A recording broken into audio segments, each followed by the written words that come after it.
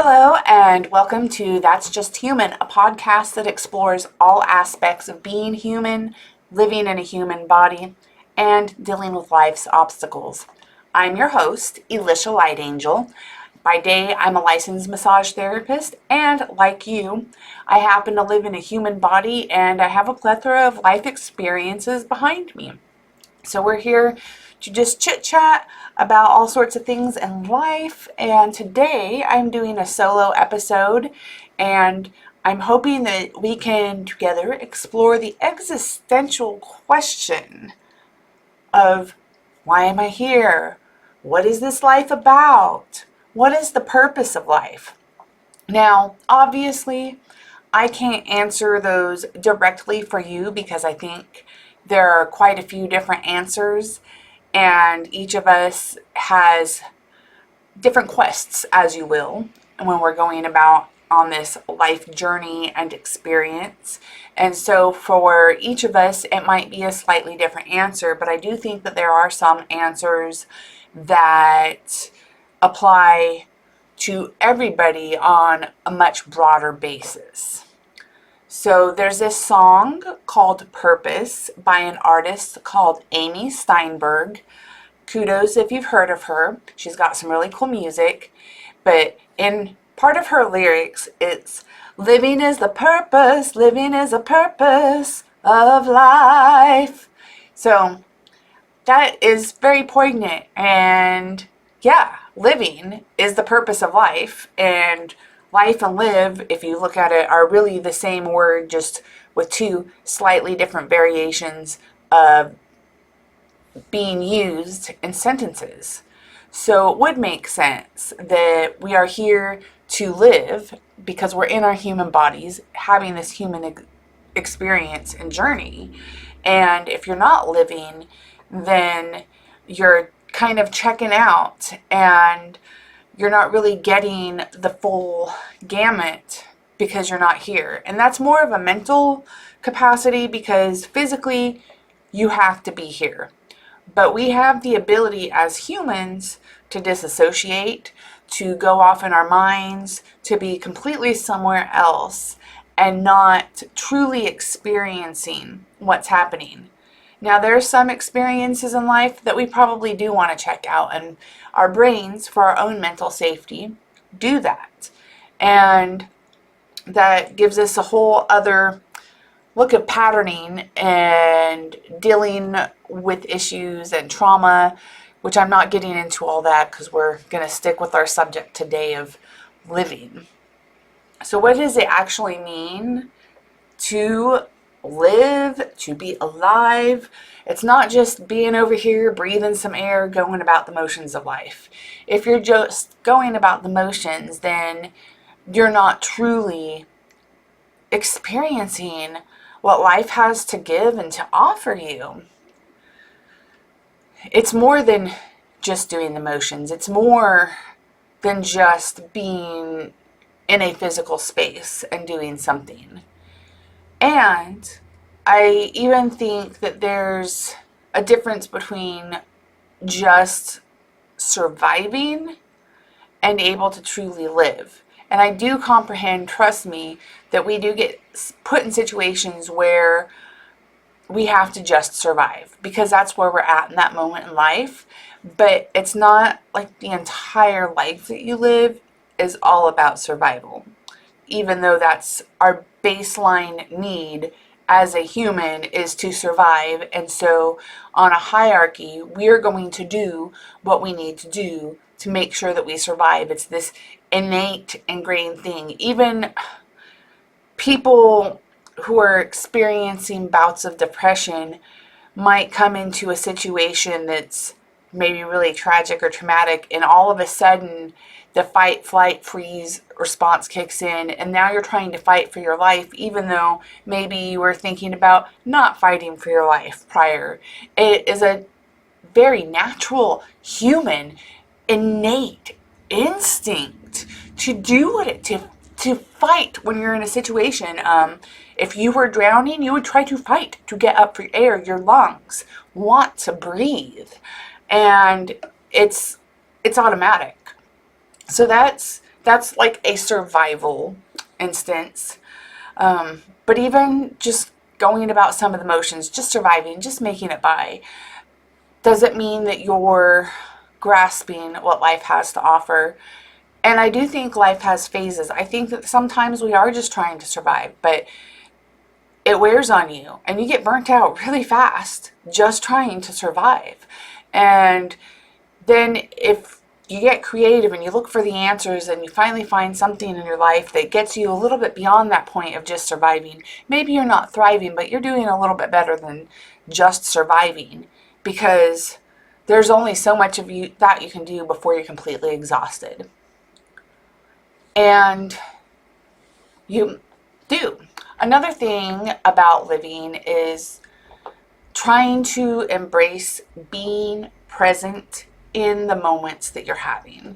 And that can take practice, because I think it's a lot easier for us to mentally be in other places, to dwell on the past and be thinking and ruminating maybe about situations that happened. How could you have done something differently, or made that situation have a different outcome? Or maybe you're thinking about the past and you're sad because maybe you felt happier, or maybe you're happy to be out of the past. Maybe you're looking toward the future, and it could be looking toward the future with excitement for things that are to come. It could also be looking toward the future and having great deals of anxiety of things that are to come. Both can remain true. And you can oscillate between thinking forward, thinking backward, and even being here in that present moment. So learning to be present, be aware, just being with yourself and what's happening right here, right now, is living. It's living. So there's a few different aspects or dimensions of living, if you will, ways that we are experiencing our life, things that come in. So you have your experiential living. This is going to embrace your entire emotional landscape. You experience joy, you experience sorrow, you experience the spectrum that's in between joy and sorrow. There's hurt, there's anger, there's ecstasy, there's boredom. All of these are an experience. It is the way that you feel, and it is part of just living. So to be here on this earth, to have a life, is to have an experience, and to have multiple experiences, to have all of these moments of our lifetime, these experiences that compound upon each other, that help to bring in different realities, different lessons, to help us question and help us move forward. Because ultimately, that's what we keep doing. We keep moving forward. You can never go back, and you're never really in the future, but you're always right here, right now. So what are you experiencing right here, right now? And if you don't like it, is there something that you can do action-wise to create a change so that future you that doesn't exist yet has the ability to have a little bit better presence of here and now?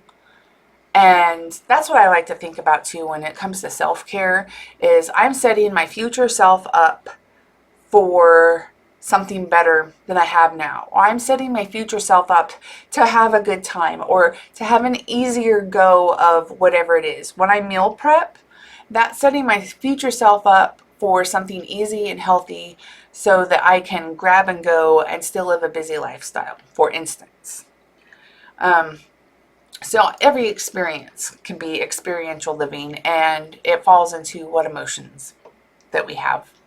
But we also have relationships with people starting from birth. We have a relationship with our parents. If you have siblings, you have a relationship with your siblings or your grandparents, and then your aunts and uncles, and then other people come in, your parents' friends or cousins, or your parents' friends' kids that you get to play with. And then there's teachers and other people who weave in and out of your life at different times, and all of them are relationships.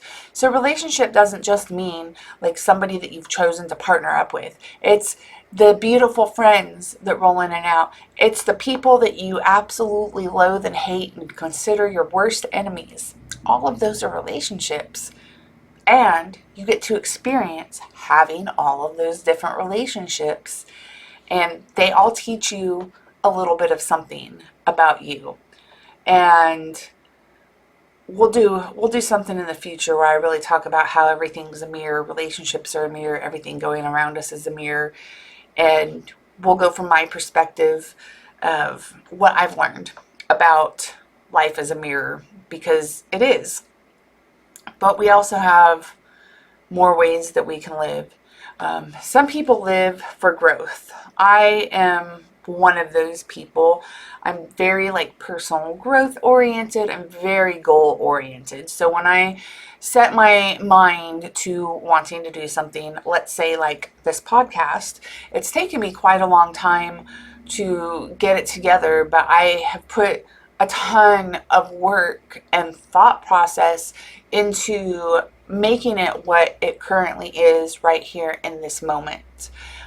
And I love personal growth. When I hear about different retreats, different offerings of workshops and stuff that may seem slightly uncomfortable, bit weird, outside of my element, I want to go do them because I don't know in what ways that's going to help me grow. I have actually found that some of the things that I have resisted the most but gone through with anyway has given me some of the most growth. And I enjoy trying to be a better version of myself today than I was yesterday, and continuing that process as I continue to live each and every day of my life, and trying to live it, to experience it, to take in the fullness of what life is offering. There's also just feeling like you have a purpose, you have a calling. So life can mean you have this internal tugging that maybe you feel you're supposed to be doing something specific. I could say personally that I feel like I am fulfilling my dharma, which is like your life's purpose, by being a massage therapist. I get to help people to feel better in their bodies every day, which for me feels wonderful, but it also supports me being able to live my life. And I'm doing something good in the world. I also feel making this podcast is part of my dharma. Just being able to talk about and share some of the wisdom that I've learned, and even share some just really practical ways that you can do things. And at the end of this episode, I'm going to give you a few practical things that you can literally do right now, today, to help yourself live more fully and embrace your own life. There's a bajillion things, and I'm just going to give you a small little, less than a handful of things that you can do, because I think being able to have something as a tool to take action. And so there's thousands of different tools that exist in a myriad of different ways that can help you to feel like you're growing as a person, or to feel like you're meeting the purpose. And finding your purpose can take several years. I think that at the beginning of our life, we're in training for this world. We're going through experiences because our parents are putting us through them, or whatever our upbringing was. We don't have as much control over our circumstances. But when we go out into adulthood, then we have choice after choice after choice, and each of those choices has, we'll say, a consequence, which sounds negative, but really it's just the outcome of the choice that you made. And it can be a good consequence, it can be a bad consequence, it can be neutral, but either which way, you're getting to take the reins of your own life as you make these choices, and then see what happens because of each choice that you made. right?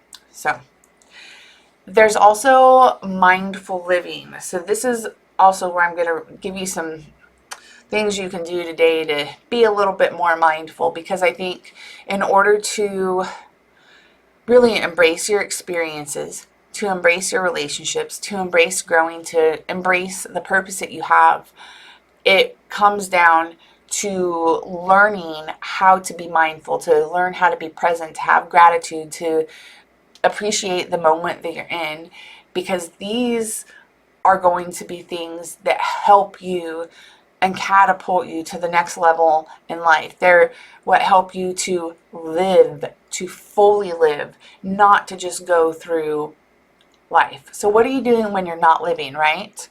So you're automated. You're just going through a routine. Every day you wake up, you go to work, you do this thing, you do that thing, you come home, you watch TV, you go to bed. There's nothing that really stands out to you. It's just running through the motions of life. You have a disconnection, whether you feel attached from your own self, or detached from others, or detached from the moment that you're in. This can present itself through your mental space. And as I had mentioned earlier, it can be a safety mechanism when we dissociate, especially when we are children and we haven't been given any tools on how to deal with the emotions that are coming up or the situations that we're having to face. And maybe it's something really awful and it is traumatic. So as a safety mechanism, your brain has learned how to detach so that you feel safe. And everything comes back to us feeling safety. So if you are constantly feeling disconnected, you may be experiencing dissociation at different levels. And when you're dissociating, you're not present in the experience of life that you're having. And not just the bad times, but then you become not present in the times that could be really awesome for you. And that's really sad, because then you feel sad and you don't feel good and life kind of sucks. It could be having a superficial existence, just experiencing life at surface level. Maybe it's keeping those masks up to hide the vulnerability of your own internal world. And so there is no meaningful depth or engagement with the people that are around you or the experiences that you're going through. It's just there. Not living is living out of fear or living out of complacency. If all your decisions that you're making in your life boil down to being afraid and trying to mitigate whatever it is that you're afraid of, then you're not truly living. We'll use a simple analogy for that, like going to a theme park and taking a roller coaster ride. Some of them are a little bit scarier than others, and there's a sense of safety. Yes, I know that's not always been the case. Sometimes they break and it's tragic, but more times than not, you're going to get on that ride. That ride's going to go through its course and then deliver you right back to where you started, and you're fine. You're physically fine, hopefully mentally fine, and you went through that and you survived it. No worries. But there might have been an element of fear getting onto that, with all of the going up, going down, going in a little loop, or hanging upside down, whatever that roller coaster ride might entail. It's fearful. In our current society, we might be living in fear of the 100 million different changes that seem to be happening on a moment-to-moment basis. Things that we have absolutely no control over.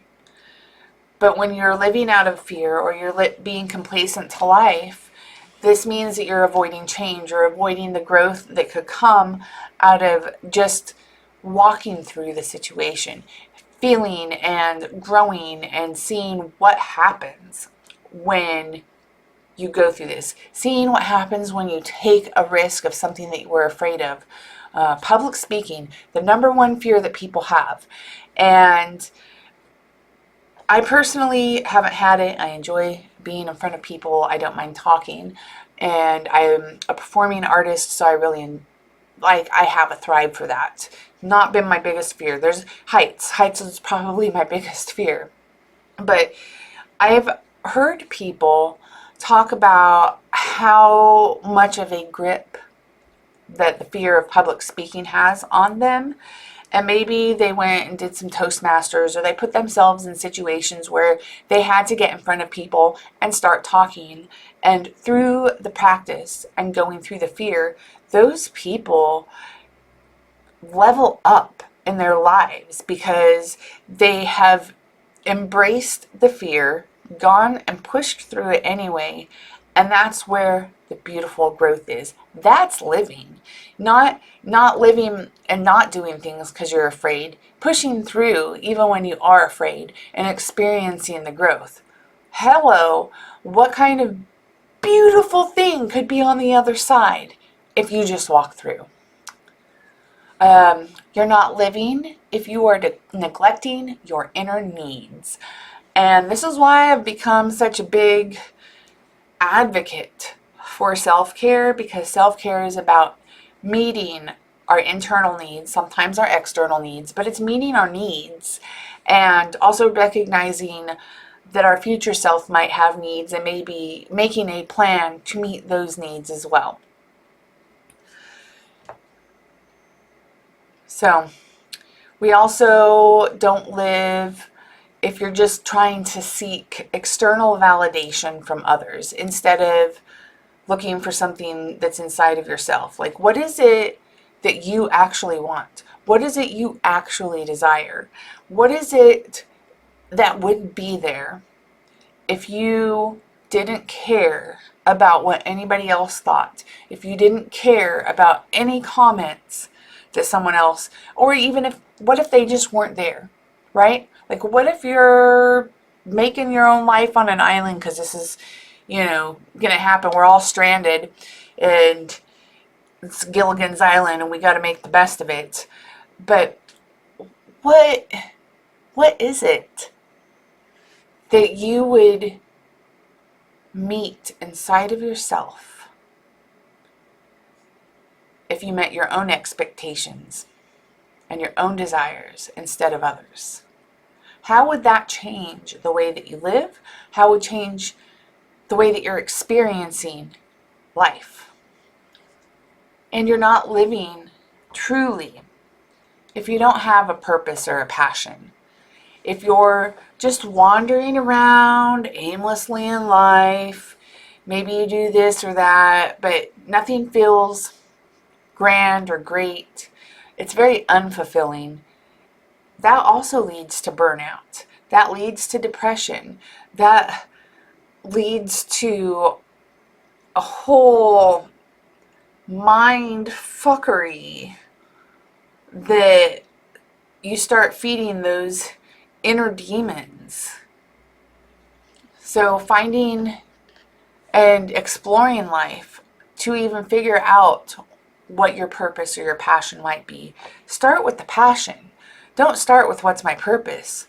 What are you passionate about? Because what you're passionate about might help you figure out as you go what your purpose could be. And you're not going to be passionate about every single thing that's out there. One of the glorious things about living on this earth is how many different subjects there are, how many different things there are to explore, and different ways of living and being and doing and seeing things. There is no one way. And even if you're talking about one way, there's still multiple ways to get about that particular way. So that's the beauty of really getting yourself, putting yourself out there on a limb in life and trying to explore and to experience new things, finding what you're passionate about. And then passion will eventually lead to a purpose. But you don't just, very few of us anyway, we come out the womb and we're like, yeah, I know what I'm doing with this life, baby. We don't. We experience an amnesia of our soul when we come in to have the experiences to live life. Some of those experiences are amazing, uplifting, and make you super glad to be alive. And then other experiences are crap. It's absolute crap. They're the worst of the worst, trash at the bottom of the barrel. You don't want to be in those situations, but they're also part of the experience. So yeah, that's our difference between what it's really like to live life and then what is not really living. And I want to take you through a few things that you can do to start living. And I'm all about like simple shit. I don't like things to be super complicated.